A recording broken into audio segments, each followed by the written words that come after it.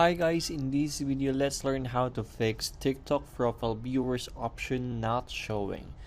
You have to watch the full video, otherwise you may not understand it properly, and follow my steps carefully, okay? So open the TikTok app, then go to your profile, then press on the three lines at the top right corner of the screen. Click on settings and privacy, then click or tap the privacy button again. So here you can see that profile views is actually showing on my screen, but for you it doesn't actually exist on your profile or on your end. Let me help you with that one. If you're using an iPhone, just reinstall the application, but if you're an Android user, you need to find TikTok, then press the storage usage, then next press on clear cache.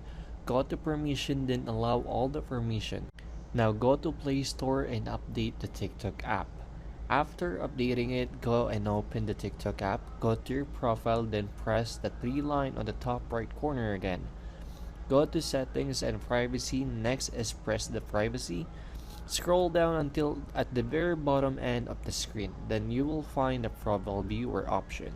If you find this video helpful, please don't forget to like, share, and subscribe. See you again next time.